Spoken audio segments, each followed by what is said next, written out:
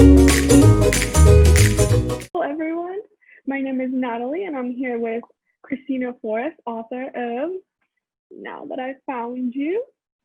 Thank you so much for being here today. How are you? I'm doing well. How are you? I'm doing well. What time is it? It's 4 o'clock for me here in California. Oh, okay. It's 7 here. I just rushed to make dinner. I was like, I need to be done by 7. No, I'm in a different time zone. Everyone else in the group is mostly from the East Coast, so Mm-hmm. but I'm the one in the later time, one of them. Mm-hmm. So I'm very excited to be talking about Now That I Found You. I'm excited that it's like being included in the tour. I think that's really cool. So Yes, we were so excited to have it, and it was one of the ones that I advocated for. thank Because you. each of us choose one. So I was really excited that we got to host it. Yay! So before we begin with the questions, I'm going to give a little background about Hear Our Voices. So Okay. Hear Our Voices is focused on putting Own Voices novels in the hands of Own Voices reviewers. We feel that it's important for reviewers in marginalized communities to read the stories meant for them. Rarely do we hear their voices and their experiences, and it's our mission to amplify and support diversity in the publishing industry. Our tours consist of Own Voices reviewers who have the opportunity to share their thoughts on the stories that represent them. These discussions we hold with our authors provide another insight to the novel that we advocated for our readers. Are you ready? Yes. Can you tell us a little bit more about Now That I Found You, just so if anyone hasn't, heard about it? Yes. So Now That I Found You is a story about a girl named Evie, who is an up-and-coming actress. And as she's on the brink of stardom, she gets blackmailed by, well, sort of not blackmailed is not the right word.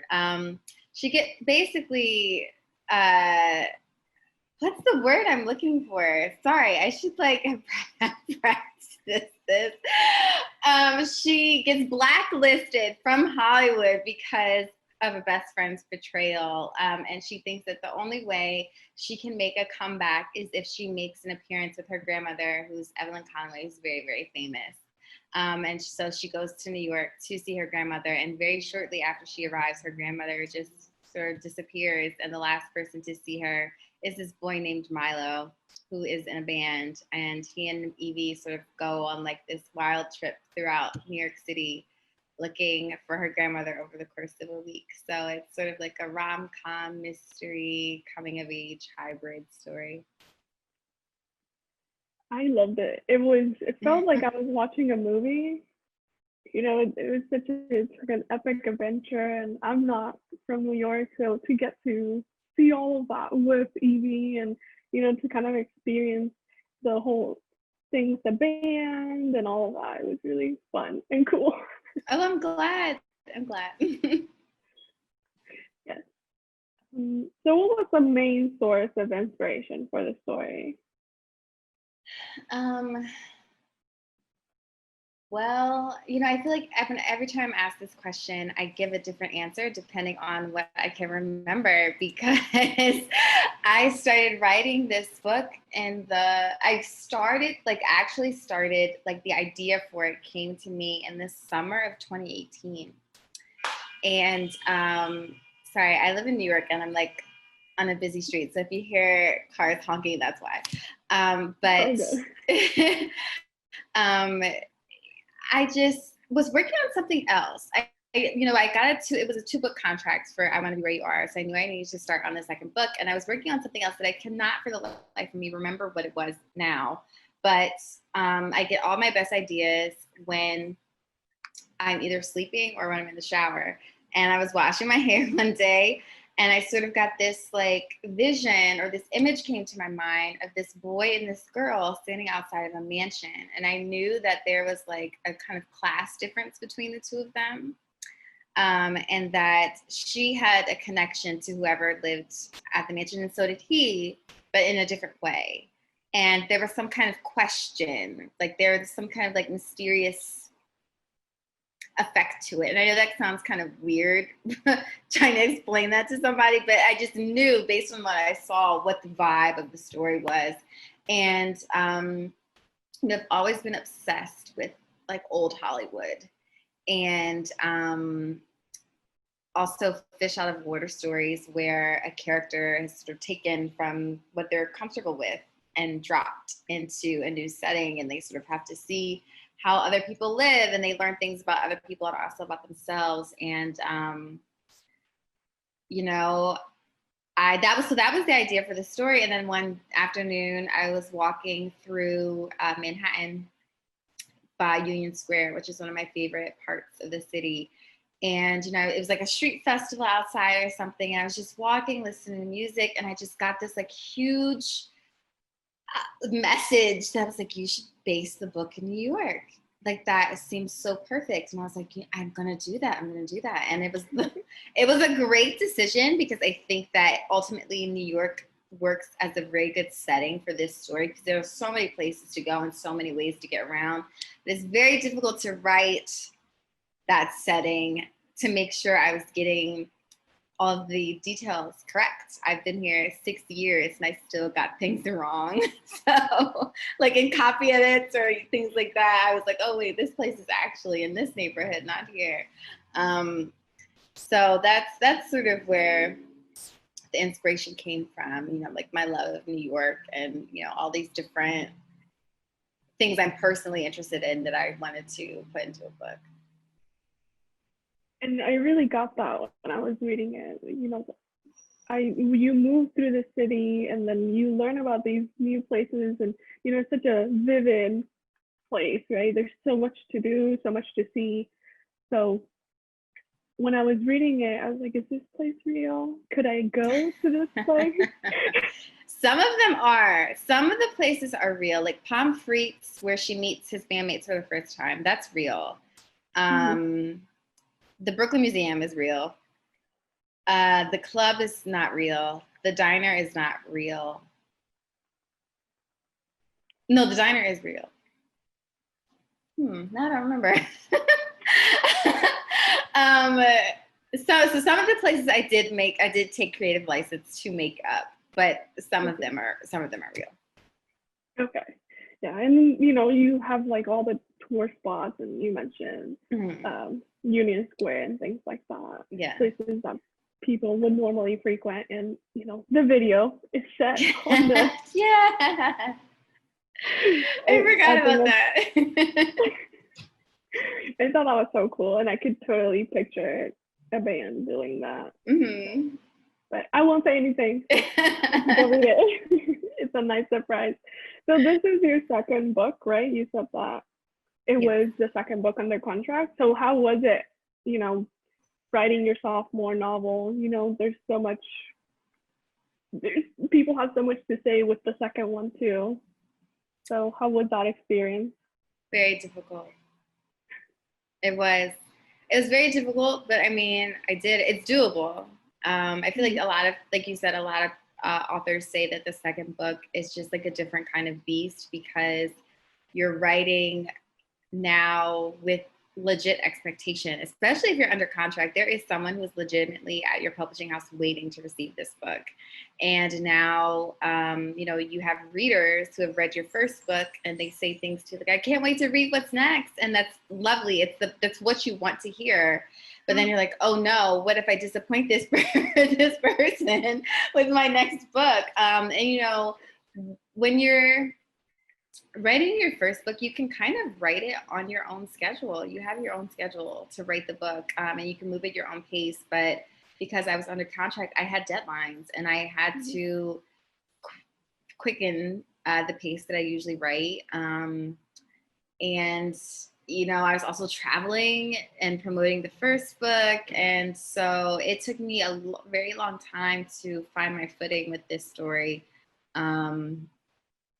There are some times when I look at the arc, or I get tagged in something, and I'm like, wow, this book's really coming out, because it was very, very difficult to write. And there were times when I was like, I don't know if this is going to make it into 2020. Like it might have to get pushed, but it didn't.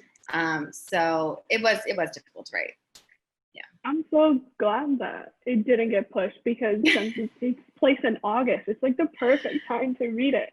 Well, actually, it was supposed to come in June. It was supposed to come out on June 2nd, and then, due to COVID, it got pushed. And then I was kind of like, oh, well, now it's kind of happening in real time in an alternate non-COVID universe.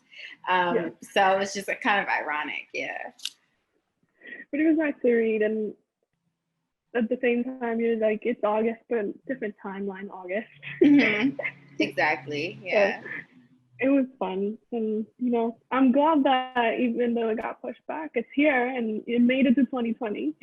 Yes, me too. I'm very, very, very happy. So can you tell me 3 fun facts about Evie and 3 for Milo? Okay. Do you mean that are like just things that I know or things that actually made it onto the page? Whichever one you want, whatever pops into your head. Okay. Evie. Oh, I'll start with Milo. Milo might be a little bit easier. Okay. Milo loves Janelle Monáe. He is a songwriter, and I feel like is the kind of person who gets an idea and he kind of just stays up all night writing songs. And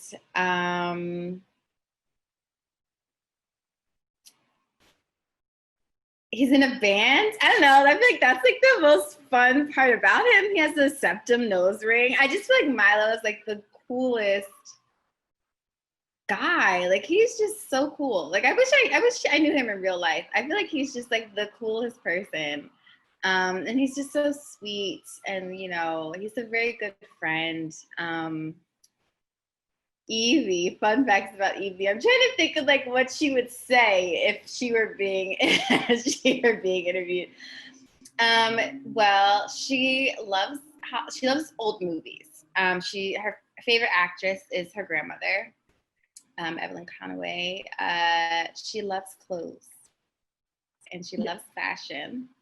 And I feel like she has a very keen eye for taking like vintage or older things and pairing them with modern day pieces to like come up with her own kind of style. And I feel like Evie is like low key a hopeless romantic. You would have to, she's the kind of person who will say up front to you that, she doesn't believe in love or whatever. Maybe it's like not on her agenda, but she secretly wants you to prove her wrong. She wants to meet somebody who will prove her wrong. And, I write rom-coms, so I don't think it's a spoiler to say that she does. Yeah, so I think that those are the fun facts about them. I definitely can see myself being friends with Milo. He's very cool. And it's also amazing that he's very kind. So I feel like I would be friends with him and also Evie because I would love her to give me fashion advice. Yes. She'd be very good for that. Yes. And, obviously I would want to meet her grandma because Gigi also sounds amazing. And my next question is actually about Gigi. Mm-hmm. So how did you come up with the character of Gigi? Both of my grandmothers, who, I'm very close with my mom's mom. She basically helped raise us. And so the relationship that Evie and Gigi has is very reminiscent of the relationship that I have with my mom's mom. And she's always like the person I call for advice. And, we basically like lived with her in the summer. We would just go there every day. And that's sort of how that comes into play with Evie spending all of her summers with Gigi. And my dad's mom is the most stylish person that I know. And, she just has like impeccable style. And at my launch party for I Want to Be Where You Are last year, she came in like this white linen suit, which is in the book. Mm-hmm. Gigi wears this suit. And afterward, all my friends and my coworkers, they were like, oh my gosh, your grandmother her outfits, like she is so stylish. I was like, I know. She had like received so many like different things of her clothes over the years, because I just love her sense of style. And also Gigi is inspired by, sort of, I wanted her to be like this iconic person who was just a staple in Hollywood. And so I was thinking, like, what if there was someone who was like Marilyn Monroe or Audrey Hepburn, but they were Black? And it's like the kind of person you see people hanging posters up on their walls and on T-shirts and things like that. And so that's sort of where the inspiration of her, how iconic she is, came from. But I sort of imagined that she was very classy, like Diane Carroll, who was an actress sort of around that time that Gigi is an actress, and also a little bit like Diana Ross, except she didn't really sing, but Diana Ross had like a little bit of a movie career. And Gigi and James Jenkins' marriages was the on and off chaotic nature of their relationship was inspired by Elizabeth Taylor and Richard Burton, I think that was his last name, who starred in a bunch of movies together, and they were like married and divorced, and I was always really fascinated by that. So I wanted to give Gigi a chaotic relationship. It definitely did. It was interesting to see, him popping in and out, and then also there's all the media and videos with them too. So you get kind of like a glimpse into the relationship. But when it first is talked about, I'm like, what? So many times. I thought like they do, they get married 3 times. So it's very chaotic. But I loved her character. I really, really loved her character. I'm very close with my grandmother as well. So, when I first read the synopsis, I just could not believe that there was going to be a book like that. With most of the time I feel some YA, or I guess YA of the past, we're moving on. But YA of the past, it's all like the parents are not present at all, or the family is never to be seen.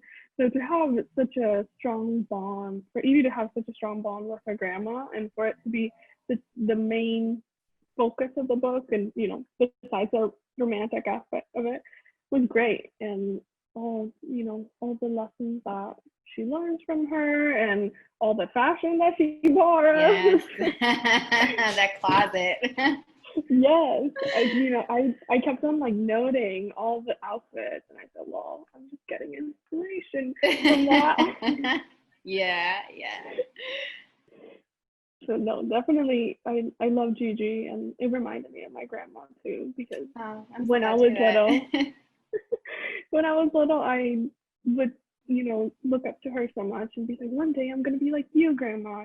And when I think I was 5 years old, I told my mom, I said, I want you to chop all my hair because I want my hair to be like grandma's hair. Oh my gosh, that's so funny. Yeah, she did it. I used to have, when I was a little kid, I used to have like long brown black hair, and everyone loved it. And I said, no, I want to be like grandma. My abuela, like I'm gonna be like her. So yeah, she did it, which I didn't think she would when I asked her, honestly.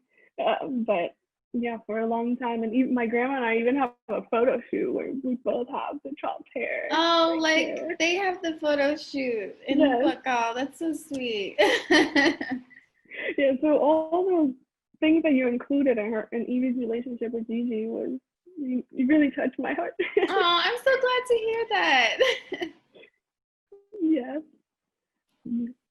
So my next question is about fashion, because it's all throughout the book, and Gigi has great outfits and Evie has such an eye for it. How did you find the inspiration for the fashion? How was that process? So I mean, I like fashion a lot. You can't see my whole outfit, but I like I'm matching like the earrings and stuff to my shirt. But I have always just had a personal interest in it, and I kind of just knew that, like, based on who they were and their personalities, they were going to know how to dress. It would not, there was no way that, especially Gigi, like, because she's just this woman who just moves through the world. Like, she's like, to me, she's like the epitome of class. And she's going to look nice no matter where she is. She doesn't leave her house, but she's dressed all the time, So I was like, for a person like that, she has to pay very close attention to fashion detail. And if Evie was raised by her, she will too. And so, like, for Gigi, I just really thought of a lot of the outfits that my grandmother wears or wore. And for Evie, I kind of just like, there's one outfit in the beginning of the book where she's at her press conference and she's wearing this like orange Carolina Herrera dress and like these white, I think Christian Louboutin pumps. That's an outfit I stole from a picture that I saw of Zendaya. I saw a while ago, and I was like, what is, like, she's like, at that point in the novel, she's like so bright and full of energy. So I was like, she'd be wearing like orange or something, something like attention grabbing. But the rest of the outfits, I sort of just came up with myself. I was like, well, what do I like, and what do I think would fit with Evie? Like, what would she be interested in? And that those were always really fun. I love to write outfits. I realized that. I always have to say what someone is wearing, even if it's not like a point of, I think I love that detail. Because when you see a person, I think that what someone is wearing says a lot about a person. And that's why I always like make it a point to also describe what Milo is wearing, because he's like this alternative, like super chill guy. So like, yeah, he wears t-shirts and Vans. Like, that's what he's always in. But yeah, I just think that clothes say a lot about someone. And like, James Jenkins is always wearing a suit, even though it's the middle of summer, like it's just, I think it's an easy way for you for a reader to understand who a person is before they even start talking. Like, when you describe an outfit, it's like, oh, this is what this person is probably going to be like. I definitely got that from all the outfits. I'm very into fashion myself. So, I like your shirt. Yeah. Thank you. So, and I like your earrings. I have some, but you can't really see them. Oh, they're hoop. They're cute. Yeah, it's like, well, I can't put my hair up, so you won't be able to see them. But yeah, I'm very much into fashion and things like that. So seeing it described in the book really, like you said, really helped me see who Milo was. I would totally see him wearing Vans. Yeah. So when it was said, I was like, this makes sense. Yes, he would do this. And I think my favorite outfit, which I guess wasn't worn, but it was described, was the one from the movie, which is like the brown leather skirt and the yellow turtleneck. Yes, I'm buying an outfit like that. Yes. Oh my goodness. See, this is what happens when you write a book a year ago, and then people, and I was like, but no, yes, I love that one too. I think I'm trying to think. That might be one of my favorite ones. Or maybe I love the outfit that Evie wears on the cover, because that's what she wears. No, okay, yeah. So my favorite outfit is the one that they wear when they go to the club. Yeah. And they get on the subway really late at night, because that's when she wears like the silk dress and like those the white go-go boots or platform booties. I really love that outfit because that's one that I would wear. And so I was very glad that was the one that made it onto the cover. I think I actually requested that one to be the one that went on the cover because I liked it so much. No, I like it too. I like I told you, I took notes, and I'm gonna go on Depop and try to look for the outfits, because they sounded really good, especially that leather skirt one with a turtleneck. I mean, I can't wear the turtleneck right now because it's hot. It'll be fall eventually, and you can wear it then. Yeah, so I'm looking forward to it, and I have to find it. So I'll definitely be posting that because I really, like I said, I really love that aspect of the book. So you said that you like old Hollywood movies, and I had a question about what's your favorite, I guess, rom-com or maybe old Hollywood movie set in New York. Ooh, set in New York? Okay, so I think my favorite old school rom-com, well, I mean, it's not set in New York, but it's Roman Holiday. That's my favorite old school rom-com. Modern day set in New York. Ooh.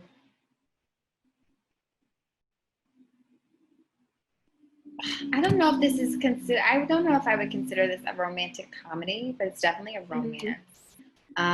Brown Sugar with Taye Diggs and Sanaa Lathan. That's based in New York.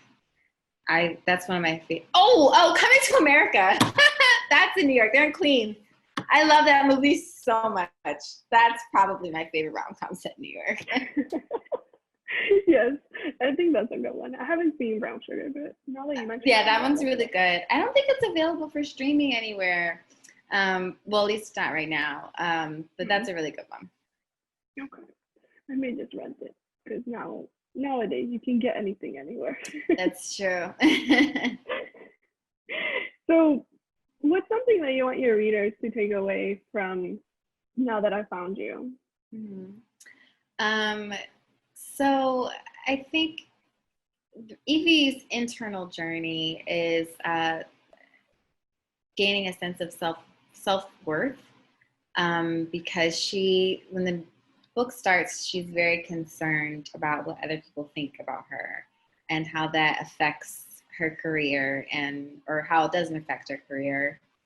And she sort of has to learn that her opinion about herself is the one that matters the most.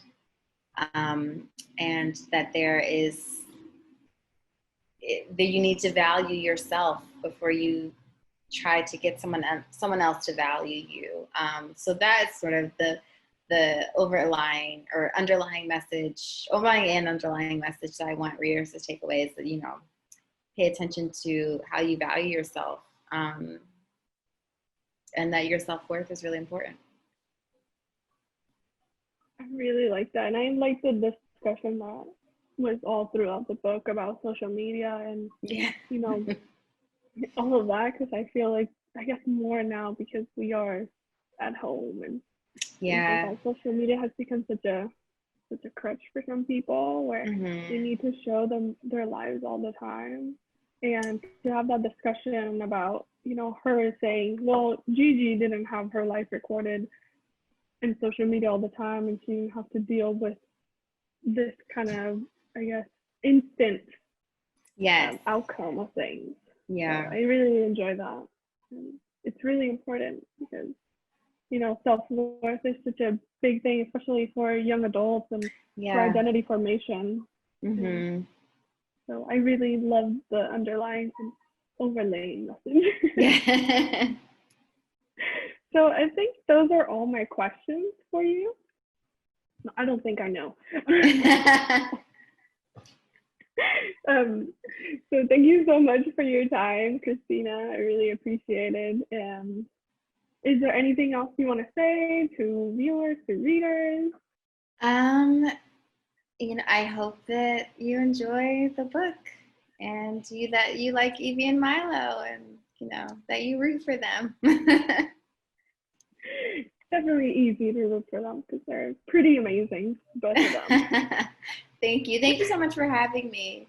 Of course. No, thank you. Like I said, thank you for taking the time. And Now That I Found You comes out on August 25th. Be sure to pre-order or request from your library. And don't forget to follow along with the tour for amazing reviews and creative content by Own Voices reviewers. Kristina's link will be down below, as well as the schedule for our tour. So that's it. Thank you. Bye.